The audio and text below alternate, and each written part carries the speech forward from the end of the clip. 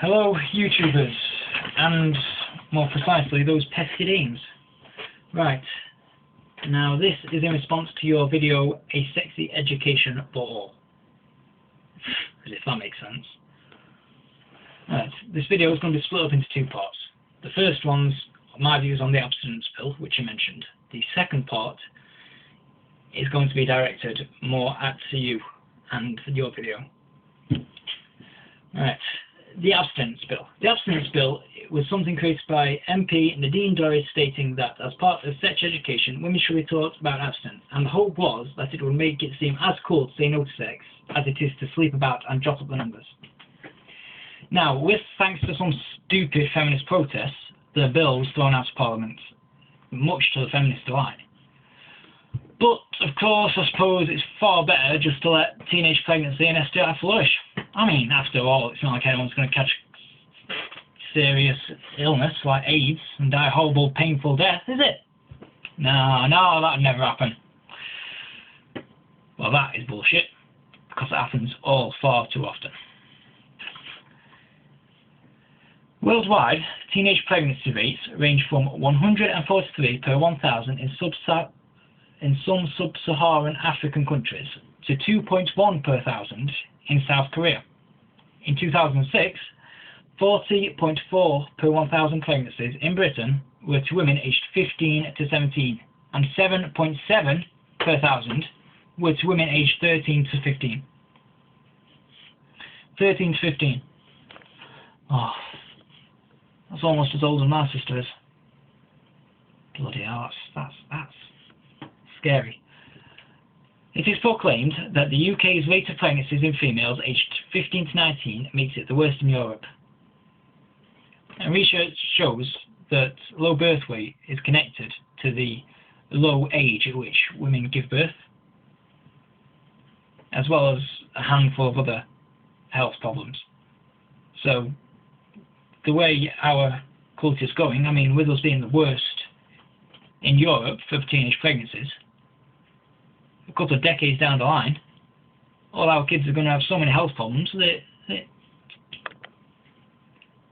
it's not even worth thinking about. You know, onto my point of STIs. The Health Protection Agency says STIs amongst young people have reached record levels. Of the 482,696 new cases of STIs diagnosed at sexual health clinics, a rise of 3% on 2008. Two-thirds were among females aged 15 to 24. Dead dislikes. Now, are we to believe that teaching young people about abstinence is truly more dangerous than teaching sex education to 7-year-olds? Teaching a 7-year-old how to put a condom on a banana is just disgusting. What 7-year-old needs that knowledge? We may as well just give them a Kama Sutra book and tell them to get stuck in. Go on, get out there, get learning. Our education system is just... I'm not even going to go there. I'm not even going to go there because I'm going to flip. There's no harm in waiting for the right one, or even until you're married, and we should be letting kids know that. How many more people's lives must be ruined before we actually decide to do something about it?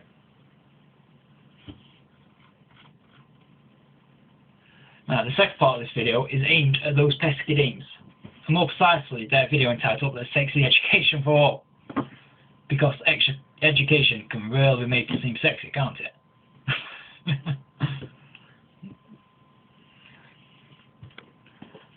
In this video, you say abstinence in sex education doesn't work. Yet, in the 50s, they were only taught to abstain from it until they were married. And teenage pregnancies were so rare back then that they were shunned, and the person's whole family would have been criticised, so clearly it does work. You said there are many teenagers that, despite their hormones and sex culture, and despite peer pressure, and despite all other cliches that there is always trotted out, still choose not to have sex until later in life, or until they're ready. Yet, but people like this are few and far between. People who do wait until later in life, or until they're married, should be praised, to make people think that it's okay. which could link into your video on prude shaming. Now, back to the topic of the abstinence bill.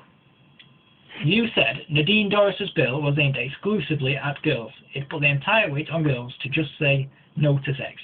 What the bill said was, and I quote, "I believe the answer to ending our constant struggle with the incredibly high rate of teenage sexual activity and underage pregnancies lies in teaching all girls and boys about the option of abstinence, the ability to just say no as part of their compulsory sex education at school."